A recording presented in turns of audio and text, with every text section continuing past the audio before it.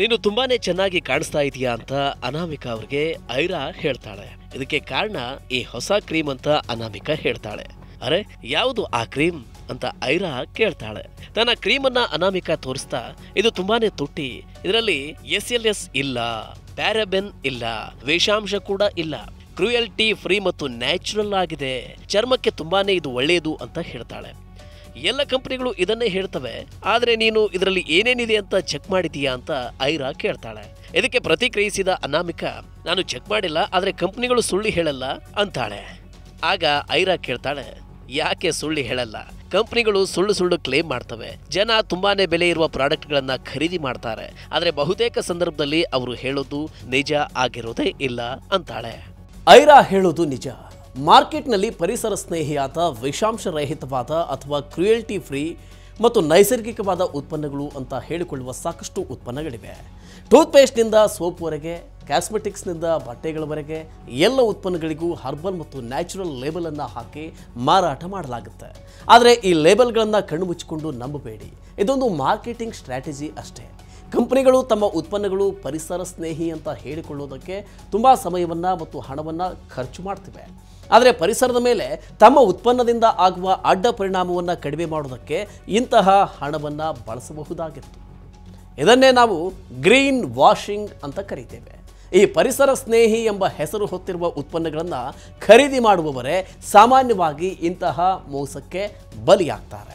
ಆದರೆ ಖರೀದಿ ಮಾಡ್ತಾ ಇರುವಂತಹ ಉತ್ಪನ್ನಗಳು ನಿಜಕ್ಕೂ ಪರಿಸರ ಸ್ನೇಹಿಯೇ, ಅಥವಾ ಇವುಗಳು ಕೇವಲ ಗ್ರೀನ್ ವಾಷಿಂಗ್ನ ಕವರ್ ಲೇಯರ್ನಲ್ಲಿ ಕೋಟ್ ಮಾಡಿದ ಉತ್ಪನ್ನಗಳೇ?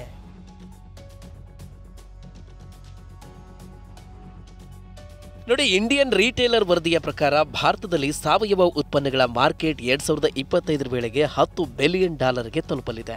ಅಂದ್ರೆ CAGR 25% ಆಗಿರುತ್ತೆ. ಭಾರತದಲ್ಲಿ ಇಂತಹ ಉತ್ಪನ್ನಗಳಿಗೆ ಬೇಡಿಕೆ ಹೆಚ್ಚುತ್ತಾ ಇರೋದನ್ನ ಇದು ಸೂಚಿಸುತ್ತೆ.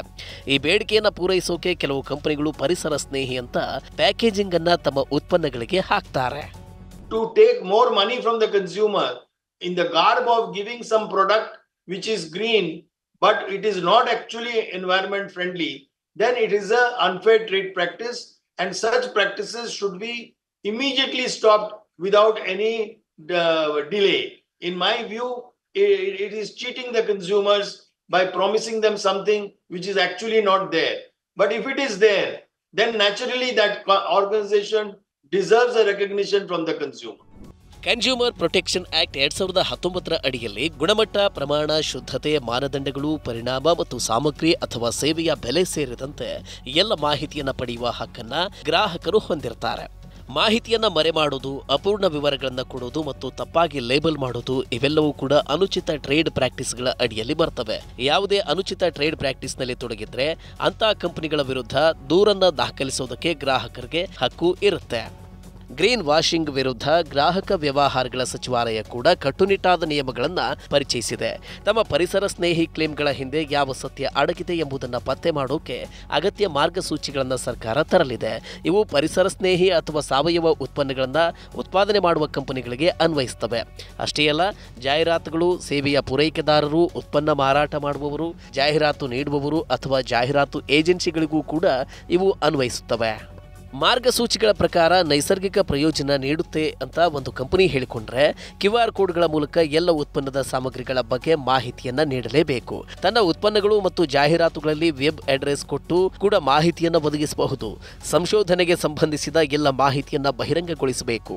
ಎಲ್ಲ ಪರಿಸರ ಕ್ಲೇಮ್ಗಳನ್ನ ವೆರಿಫೈ ಮಾಡೋದಕ್ಕೆ ವಿಶ್ವಾಸಾರ್ಹ ಸಾಕ್ಷಿಯನ್ನ ಅವು ಒದಗಿಸಬೇಕಾಗತ್ತೆ. Green, eco friendly, eco consciousness, good for planet, cruelty free ಇಂಥ ಶಬ್ದಗಳನ್ನು ಬಳಸುವುದರ ಮೇಲೆ ಕಟ್ಟುನಿಟ್ಟಿನ ನಿಯಮವನ್ನು ಹೇರುವುದಕ್ಕೆ ಸಿದ್ಧತೆ ನಡೆದಿದೆ. ಯಾಕೆಂದರೆ ಇಂತಹ ಶಬ್ದಗಳು ಜನರನ್ನು ತಪ್ಪುದಾರಿಗೆ ಎಳೆಯಬಹುದು. ಗ್ರಾಹಕ ರಕ್ಷಣೆ ಕಾಯ್ದೆ 2019 ಉಲ್ಲಂಘಿಸಿದರೆ ಒಂದು ಕಂಪನಿ ಗ್ರೀನ್ ವಾಷಿಂಗ್ ಮಾಡುತ್ತಿದೆ ಅಂತ ಕಂಡುಬಂದರೆ ಕಠಿಣ ಕ್ರಮವನ್ನು ಕೈಗೊಳ್ಳಬಹುದಾಗಿದೆ. ಇದಕ್ಕೆ ಸಂಬಂಧಿಸಿದ ಕಾನೂನುಗಳನ್ನು ಜಾರಿಗೆ ತಂದ ಹೊರತು ಈ ಮಾರ್ಗಸೂಚಿಗಳು ಜಾರಿಗೆ ಬರುತ್ತಿಲ್ಲ. ಹೀಗೆಂದು ಗ್ರಾಹಕ ಹಕ್ಕುಗಳ ವಿಷಯದಲ್ಲಿ ಸಕ್ರಿಯವಾಗಿ ಕೆಲಸ ಮಾಡುತ್ತಿರುವ ಪರಿಣಿತರು ಹೇಳ್ತಾರೆ. ದೊಡ್ಡ ಮಟ್ಟದಲ್ಲಿ ನಡೀತಾ ಇರುವ ಗ್ರೀನ್ ವಾಷಿಂಗ್ ತಡೆಯೋದಕ್ಕೆ ಮಾರ್ಗಸೂಚಿಗಳಷ್ಟೇ ಸಾಲದು ಅಂತ ಕೂಡ ಅವರು ಹೇಳ್ತಾರೆ. In my view, it's a good initiative. I would like to congratulate Department of Consumer Affairs for taking this initiative, but it's not a big rocket science. The guidelines are already there world over. we all know what is deemed to be an environment friendly product and what is not. Of course, in India, we need to do one consultation with all the stakeholders so that we all come on the same page, and the department notifies that and makes that guideline a kind of a reference point for people to know, because it is not, guidelines are not mandatory till it is not made part of the law. So if you make a guideline which doesn't have a teeth, which doesn't have a surveillance mechanism, which doesn't have some kind of an accountability, transparency, then these kind of efforts are of no use to the consumer nor to the industry.